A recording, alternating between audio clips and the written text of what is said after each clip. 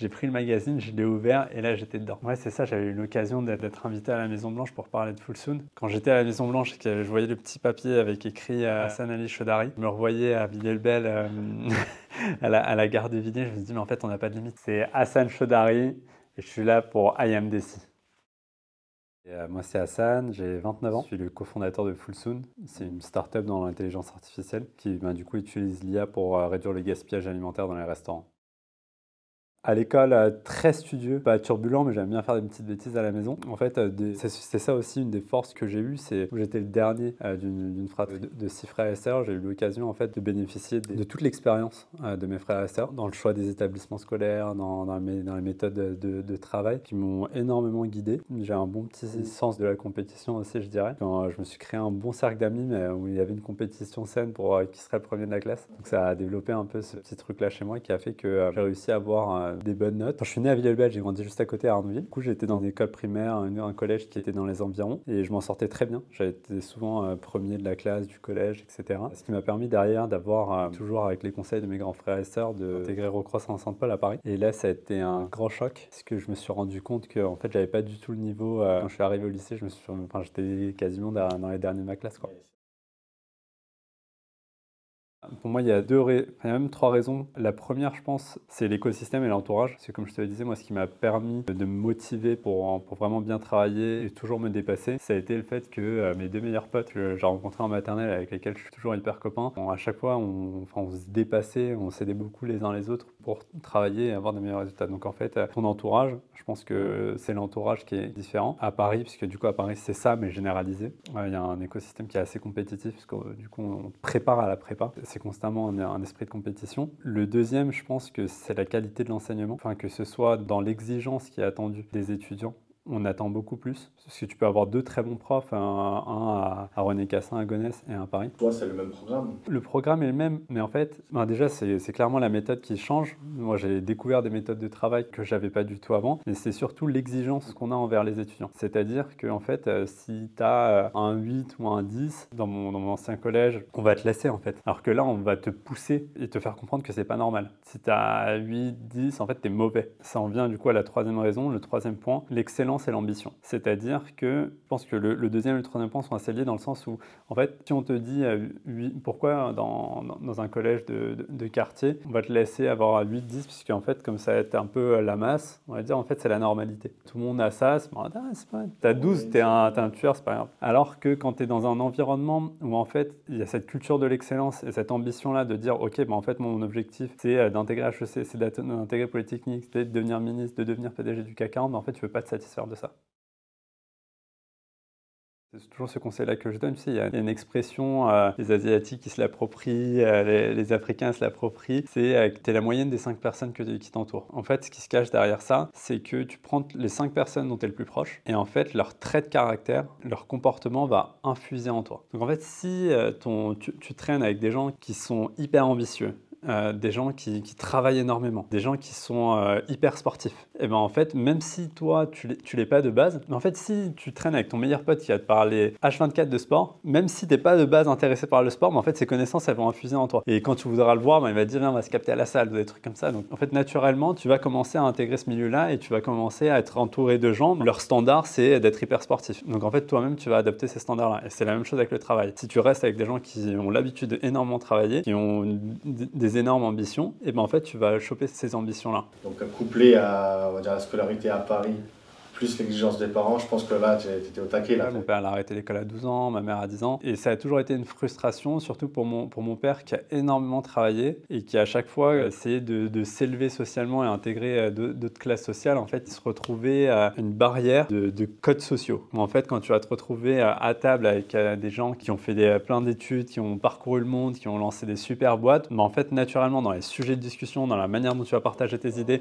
tu vas te retrouver bloqué. En fait, naturellement, tu vas te sentir sentir isolé. Donc lui, il a eu un peu cette frustration-là. Il a toujours voulu nous l'éviter, toujours eu cette volonté, dès qu'il est arrivé en France, il avait, même si il n'avait pas formalisé cette notion-là, mais d'ascenseur social. C'est-à-dire que pour lui, en fait, les études, c'était le meilleur moyen de s'élever. Donc il nous a toujours poussé là-dessus. Pour moi, il y a deux choses que je retiens là. Le premier, c'est la notion de travail. Vraiment, je pense que c'est des deux plus grosses notions. C'est-à-dire que moi, j'ai pas vu mon père quasiment avant mes 18-20 parce qu'il faisait que travailler. En fait, la normalité, c'était qu'il parte au boulot avant que je me réveille et qu'il rentre après que je me sois couché. Et que, en fait, le week-end, il passait sa journée à dormir le dimanche parce qu'il était exténué de sa semaine. Deuxième valeur qu'il avait, ça a été très tôt la notion d'émancipation par l'entrepreneuriat. C'est-à-dire que, en fait, quand il est arrivé, mon père a toujours eu de très hautes ambitions aussi. Et il s'est très vite rendu compte qu'il ne pourrait pas assouvir ces ambitions-là en étant salarié, en suivant le chemin qu'on donnait à la main-d'œuvre immigrée. Donc très vite, il a lancé sa boîte, il s'en est servi pour devenir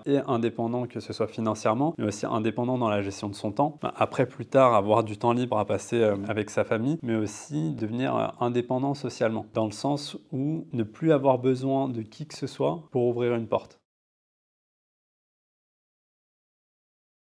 C'est en arrivant en master que du coup j'ai rencontré d'autres personnes qui m'ont donné les bonnes méthodes de travail. Et ça, c'est ces méthodes de travail-là qui m'ont fait un déclic et que j'applique encore aujourd'hui au travail, qui m'ont permis derrière d'être major de promotion, d'exceller, etc. J'en profite pour partager ces méthodes de travail-là. C'est des petits hacks, mais qui sont incroyables. C'est-à-dire que quand tu es en cours, à la fin de la journée, quand tu as fini ton cours, rien que le fait de relire son cours une fois, à la fin de la journée, ça te permet d'intégrer des notions que tu as vues, de les intégrer pendant qu'elles sont encore fraîches. Et ensuite, avant ton prochain cours, de relire le cours que tu as déjà eu, mais d'apprendre le cours que tu vas avoir. Parce qu'en fait, disons en maths par exemple, juste avant, tu as lu la notion que tu avais eue pendant le cours dernier, donc les dernières notions, elles sont encore fraîches. Et en fait, quand tu lis le cours que tu vas avoir, tu as déjà une première idée des notions que ton prof va t'expliquer. Donc en fait, quand lui, il va t'expliquer quelque chose, tu vas déjà savoir ce que tu comprends pas. Alors que quand tu découvres une notion pour la première fois pendant que le prof il te l'explique, tu vas rebosser ça chez toi la veille d'un contrôle, etc. Et en fait, ça sera trop tard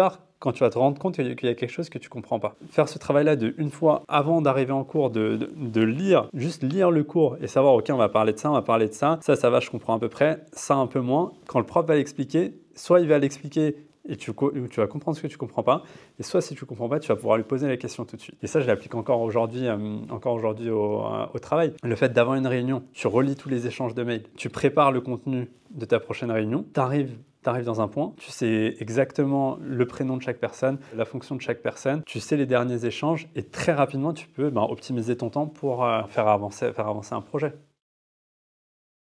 On va dire de points qui étaient manquants, parce que je trouve qu'il y a un vrai changement qui s'est opéré dans les 3-4 dernières années. Mais du coup, des points qui étaient manquants, je pense que c'était d'abord l'ambition. Parce que, en fait, quand j'étais petit, les modèles de réussite qu'on avait, c'était qui avait lancé une boîte dans le BTP, qui avait super bien réussi, ou l'alternative que tu avais, c'était celui qui avait lancé son restaurant pakistanais et qui marchait hyper bien. Et c'est des super modèles de réussite. Et franchement, je trouve ça incroyable que la génération de nos parents ait réussi à monter des business qui marchaient autant avec le peu de moyens qu'ils avaient. Pour la génération d'après qui est arrivée, en fait, on n'avait aucune idée qu'il y avait un monde en dehors de ça. On n'avait aucune idée qu'on pouvait devenir un super avocat. On n'avait aucune idée qu'on pouvait devenir des super chirurgiens. On n'avait aucune idée qu'on pouvait devenir des super entrepreneurs. Et ça s'est fait, je pense, peut-être avec la génération de mes grands frères et sœurs qui ont été la première génération à devenir notaire, médecin, etc.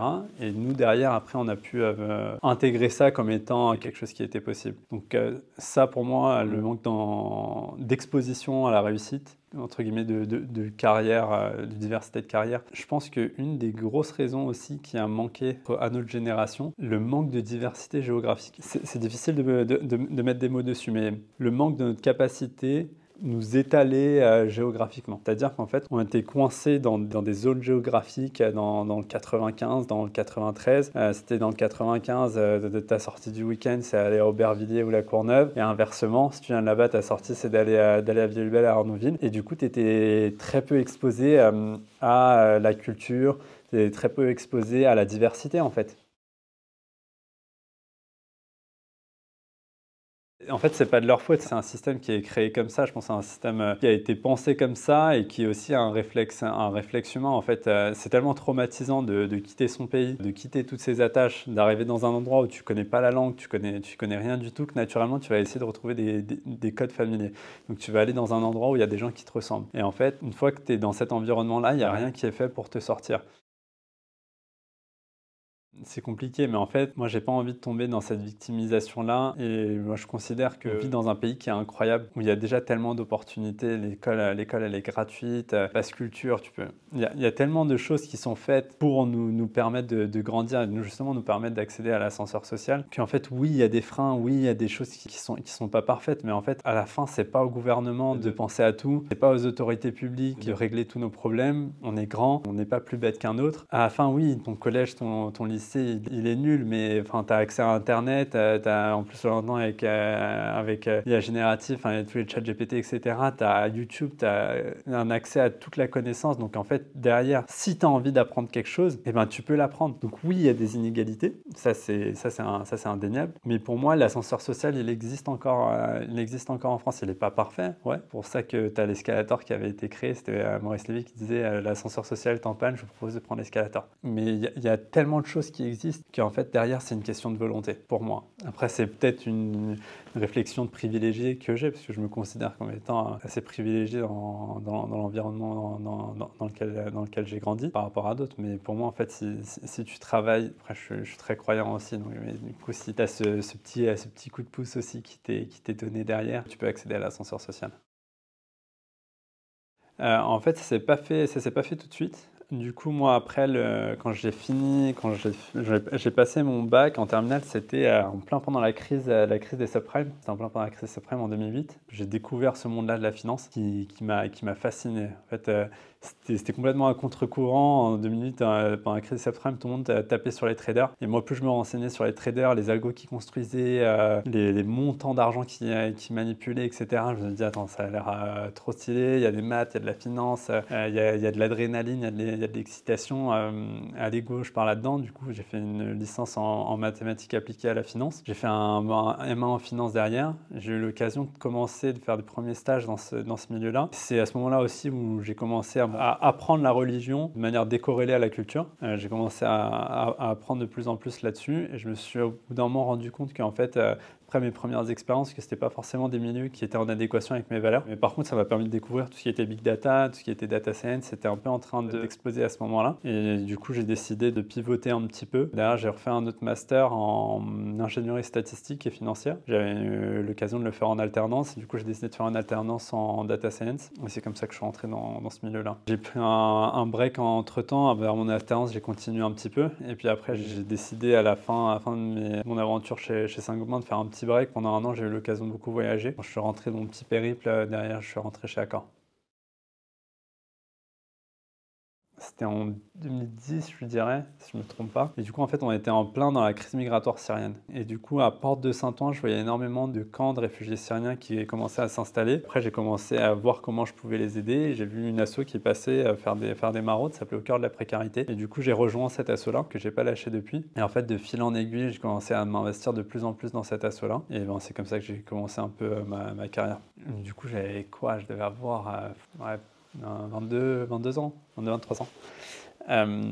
Et à ce moment-là, du coup, je suis le seul pas marié, sans enfant, rien du tout. Il y avait un orphelinat qui avait écrit sur la page Facebook Au cœur de la précarité pour dire que, ils avaient, je crois que c'était plus de 500 enfants qu'ils avaient à charge. Et en fait, à ce moment-là, le Niger, c'était en plein pendant les attaques. Il y avait beaucoup d'attaques de Boko Haram, etc. Et ils étaient victimes de cet environnement-là. Ils se retrouvaient sans ressources. Du coup, il y avait une première équipe Au cœur de la précarité qui était partie dans cet orphelinat-là et qui avait commencé à mettre en place des fonds d'aide. Et ils avaient besoin du coup de quelqu'un pour partir là-bas. À l'époque, c'était à l'occasion de l'Aïd, on récupérait l'argent des sacrifices et on allait le faire là-bas. Et du coup, j'étais le seul pas marié, sans enfant, rien du tout dans l'assaut. On m'a dit allez, go, t'y vas. Go, t'y vas. J'ai dit allez, ok, vamos.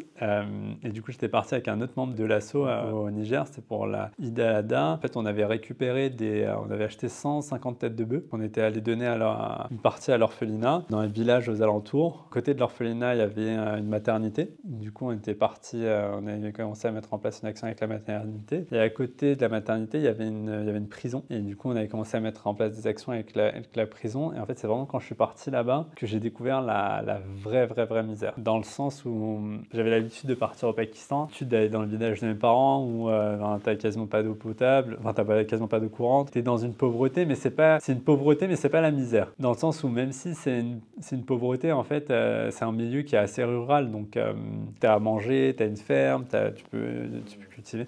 Et là-bas, en fait, au Niger, c'est là que j'ai rencontré la vraie misère, c'est-à-dire des gens qui sont livrés à eux-mêmes. Ils ne peuvent même pas cultiver parce que la terre est hyper sèche. En fait, c'est la première fois que je me suis rendu compte que, en fait, ouvrir un robinet et avoir de l'eau qui coule, c'est un luxe incroyable. Ça m'a énormément changé. Et en fait, quand je suis rentré, du coup, je commence à chercher du boulot. J'ai intégré le groupe Accor comme data scientist, où en fait, je m'occupais de faire la prédiction du taux d'occupation des hôtels. Il faut savoir que les hôtels, ils utilisent beaucoup de modèles d'IA depuis très longtemps. À l'époque, c'était des modèles statistiques pour faire la prévision sur combien de personnes vont venir dans les chambres pour pouvoir fixer le bon prix des chambres. Et à ce moment-là, à chaque fois au petit déjeuner, j'assistais un peu à la même scène où à la fin du petit déjeuner, ils jetaient la moitié du buffet. Et à chaque fois que je voyais ces scènes-là de nourriture qui étaient jetées, je repensais aux maraudes que je faisais. On récupérait justement ces invendus pour les distribuer. J'avais ces images en tête au Niger de personnes qui avaient pas d'eau, qui n'avaient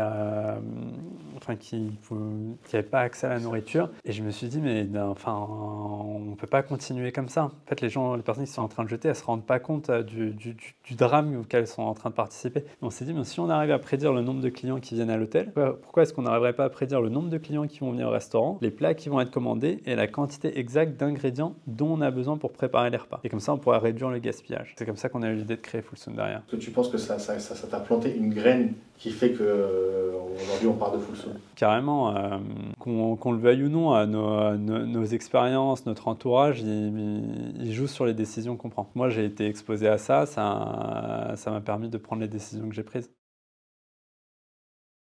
Fullsoon, notre principal client, parce qu'ils sont aussi actionnaires chez nous, c'est le groupe Accor. On va avoir qui est Sofitel, Fairmont, Raffles, Pullman, Novotel, tout ça, qui est aussi assez large. Ça va de Häagen-Dazs, Geladal ou Chicken Street, Paris Baguette à Marie-Blachère. On a un spectre de clients qui est assez large. C'est ça. En fait, encore une fois, c'est l'idée d'avoir de l'ambition. Dans le sens où, je pense que tu fais référence à cette histoire. En fait, je pense que je devais avoir 12 ans et je marchais avec ma grande sœur. Et en fait, sur les kiosques, les journaux, ils mettaient des couvertures de magazines. Et on passe devant une couverture de magazine où je vois un mec hyper beau gosse, hyper charismatique en couverture. Je demande à ma sœur, c'est qui lui? C'est quoi ce truc-là? Et elle me dit, c'est le magazine Forbes 30 Under 30. En fait, tous les ans, ils font le classement des 30 personnalités en France, en Europe, dans le monde, qui sont les plus inspirantes ou les 30 plus grands leaders de moins de 30 ans. Je lui ai dit, mais attends, mais c'est incroyable ce truc-là, moi je veux être là-dedans. Et elle m'a dit, mais en fait, tu perds pas ton temps là à essayer de faire ça, hein, ce serait impossible. Je l'ai gardé dans un coin de ma tête et du coup je me suis dit depuis que j'avais 12 ans, dans ce classement-là j'y serais. Et en fait ce qui s'est passé c'est que derrière, même quand je lançais Fullsoon, je me disais attends, ça peut être un moyen de rentrer dans ce classement-là. Et c'est ça qui était trop drôle, c'est que le jour où il y a eu le magazine qui était sorti, moi j'étais malade et du coup j'avais demandé à ma sœur de m'acheter le magazine. Je le prends, je le regarde et je suis pas dedans. Je suis dégoûté, je suis hyper triste, etc. Et à ça, elle me dit pourquoi tu fais une tête de dépité comme ça? Et je dis je suis pas dedans. Et là elle me dit si je savais que tu pensais être dans le magazine, je te l'aurais même pas acheté. L'année d'après, le jour de la sortie, je suis parti le matin hyper tôt au kiosque à journaux. J'ai pris le magazine, je l'ai ouvert et là j'étais dedans. Tu l'as pas dit, c'est moi. Si, en plus je lui ai dit, je suis dans le magazine, le mec il n'en avait rien à faire.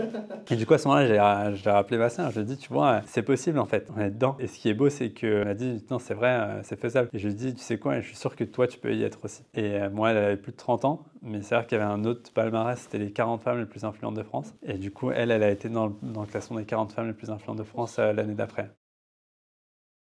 Ouais, ben, j'avais une de mes sœurs qui était notaire, qui avait son étude notariale. Pour ceux qui connaissent pas trop le notariat, en fait, c'est une vraie secte et c'est un parcours du combattant pour avoir son étude. En général, c'est quelque chose qui se lègue de génération en génération et c'est quasiment impossible d'ouvrir sa propre étude. Et elle s'était battue pendant 10-15 ans pour ouvrir sa propre étude. Et au final, elle a vendu pour qu'on puisse avoir de quoi lancer le projet Fullsoon. Donc, non, c'est énormément de sacrifices, énormément d'anxiété, énormément de stress, énormément de difficultés. Enfin, franchement, l'entrepreneuriat, c'est tellement dur. Sur les réseaux, on voit les soirées, les magazines Forbes, des trucs, mais putain, en fait, c'est trop dur, quoi. En réalité, pas tant que ça. C'est vrai qu'avec du recul, je me dis que j'ai un peu de chance ou peut-être que mon entourage, il y croyait pas du tout, mais qui me le disait pas. J'ai pas du tout communiqué dessus. Déjà, quand je me suis lancé dans la data science, à l'époque, tu leur parles d'IA, maintenant tout le monde se dit ok, c'est un truc de fou. Mais il y a 10-15 ans, les gens, ils en savaient rien. Ils trouvaient que c'était un domaine qui était complètement perché. Donc moi, j'avais un peu l'habitude de ça. Et en fait, la communication s'est fait naturellement au fur et à mesure que la boîte a grossi. On avait commencé à avoir des articles, on a commencé à avoir des prix, on est paru dans Forbes. C'est à ce moment-là que j'ai recommencé à avoir des contacts avec la communauté sud-asiatique, etc. Et du coup, en fait, le projet a été connu une fois qu'il a été mûr. Donc, j'ai pas eu tellement cette phase-là de personnes je leur ai expliqué le projet, qui y croyaient pas. En fait, bien sûr, j'ai eu cette phase-là, mais c'était pas quelque chose qui était propre à la communauté. C'était pas quelque chose qui était propre à, ouais. En termes de filière, pour ceux que ça intéresse ou même pour ceux qui sont en réorientation et qui ne savent pas trop ce qu'ils veulent faire, vraiment plus que la data science, le data engineering, c'est vraiment ce qui est en train d'exploser en ce moment. En gros, pour faire tourner tous les modèles d'IA, etc., la base, c'est d'avoir de la donnée propre. Donc vraiment tout ce qui est traitement de la donnée, stockage de la donnée, organisation de la donnée, c'est ça le nerf de la guerre. Et aujourd'hui, c'est ça qui perd encore mieux que des ingés en IA. Donc, en termes de filière, moi, je recommande vraiment. C'est ça beaucoup plus que le développement, parce que je vois énormément de personnes partir, se réorienter, partir dans le dev. Mais en fait, aujourd'hui, on se retrouve dans un environnement qui est hyper mondialisé. On se retrouve en concurrence avec des Indiens, des Pakistanais, des Marocains, une main-d'œuvre qui est extrêmement qualifiée sur le développement, que ce soit applicatif, le développement de sites web, etc. Main-d'œuvre à très bas coût. Et du coup, quand les boîtes avec lesquelles je travaille, je vois qu'ils sont en train de tous de délocaliser cette partie-là. Donc le développement web, le développement informatique, c'est pas la meilleure filière. Mais par contre, tout ce qui est traitement de la donnée, data engineering, data science, data architect, ça c'est quelque chose qui est pas encore si développé que ça dans les pays en voie de développement. Il y a d'énormes opportunités. Et la dernière chose, c'est avoir de l'ambition. En fait, il faut se rendre compte qu'on n'est pas plus bête que les autres. En fait, on n'a pas de limite. Vraiment, si j'ai découvert une chose avec Fullsoon, c'est que si on travaille fort, et ben en fait, on a la possibilité d'accéder aux plus hautes strates, de côtoyer les plus grands PDG, de côtoyer les ministres, de côtoyer les présidents. En fait, tous les cercles sont accessibles, il faut juste se donner les moyens. Quand j'ai commencé à bosser, je me suis dit, mais attends, en fait, je passe plus de temps avec mes collègues de travail qu'avec ma famille. Du coup, il faut vraiment que je choisisse bien mes collègues de travail. Ce besoin-là, il s'est fait ressentir de lancer un projet avec des gens que j'aime et des gens avec qui j'ai envie de passer du temps. C'est pour ça qu'on a décidé de lancer ça avec Misba et Teiba. Et derrière, j'ai recruté tous mes potes pour venir bosser avec moi. En fait, c'est quelque chose d'exceptionnel, mais c'est quelque chose qui peut être très dangereux aussi. Nous, on y a beaucoup réfléchi parce que, en fait, on avait l'habitude, dans la génération de nos parents, ils lançaient tous des business avec leurs frères. Mon père, il a lancé des business avec ses frères, c'est hyper mal passé. Il a lancé des business avec ses potes. La génération de nos parents, j'en ai jamais vu une affaire qui s'est lancée en famille ou entre amis qui est bien finie. Donc on a beaucoup réfléchi, on a décidé de faire les choses autrement. Et ça, encore une fois, c'est une autre leçon que j'ai acquise, c'est de se nourrir de l'expérience. En fait, il ne faut pas refaire les mêmes erreurs à plusieurs fois. Et quand il y a quelque chose qui se passe mal, il faut essayer d'analyser pourquoi est-ce que ça s'est mal passé. Moi, j'avais de la chance, du coup, j'avais ma sœur Misba qui était notaire. Son métier, c'était de voir des familles se déchirer, alors même que Fullsoon, c'était juste une idée. On a tout mis par écrit. On a fait un pacte d'actionnaires en mettant tout par écrit, en se disant les devoirs et responsabilités de chacun. On était tous en poste et on se disait voilà, si on veut lancer le projet, on a 1 an pour quitter nos jobs. Si t'as pas quitté ton job, voilà, tu perds tant de parts. Si jamais demain tu meurs, ton partenaire, il récupère les actions, mais il n'a pas de droit de vote. Enfin, vraiment tout mettre par écrit, les droits et devoirs de chacun. Ça a été une des meilleures décisions qu'on ait prises, je pense. Il y a aussi cette notion-là derrière choisir un associé avec lequel tu as une très bonne communication. Déjà, quand tu fais ton pacte d'actionnaires au début, où tu as ces discussions-là qui sont difficiles, en fait, mieux vaut avoir les discussions difficiles, déjà quand il n'y a rien à perdre, et ensuite quand tout va bien. Et en fait, c'est un très bon test. Si tu es capable d'avoir des discussions difficiles avec tes associés, ça veut dire dans un moment où théoriquement tout va bien, c'est-à-dire que potentiellement tu serais capable d'avoir des discussions difficiles dans des moments difficiles. Il faut se dire que si tu n'arrives pas à les avoir quand tout va bien, tu n'arriveras pas à les avoir quand tout ira mal. Grosso modo, on va prévoir que guérir. Exactement. Il vaut mieux prévoir que guérir. Et après, cette notion-là de communication, elle est hyper importante. Et c'est pour ça que nous, on est 6 frères et sœurs. On a décidé de lancer ça entre nous parce qu'il y avait une communication qui était bonne entre nous. On était en capacité de s'écouter. J'ai d'autres frères et sœurs avec lesquels, enfin, je les adore, hein, mais impossible que je lance un business avec eux. On n'est pas en capacité de s'écouter. Et ça, c'est une notion qui est hyper importante. Tu échanges avec des gens, tu débats avec des gens, mais en fait, la plupart des gens ne sont pas dans une posture où ils vont écouter ce que tu vas dire. Ils vont plus être dans une posture où ils vont essayer de capter des arguments dans ce que tu dis pour essayer de te contredire. Et ça, c'est hyper important, surtout dans une association, d'être dans une relation où vous vous écoutez les uns les autres. En fait, il faut comprendre que vous allez être dans le même bateau et que votre objectif final, il est commun. C'est que la boîte fonctionne bien. Il ne faut pas avoir d'ego. Il faut vraiment mettre son ego de côté. Je trouve que c'est hyper bien d'être 3 dans une association. Même si tu en as 2 qui ne sont pas d'accord, tu en auras un qui pourra toujours faire le balancier pour dire « Ok, moi je suis plus d'accord avec cette personne-là » et au final, c'est la majorité qui gagne. Donc je pense que c'est vraiment ça les piliers, avoir une bonne communication, mettre tout par écrit, être en capacité d'écouter. On l'a déjà dit une fois, ouais. Ouais, une fois. On laissera les internautes nous dire ça en commentaire.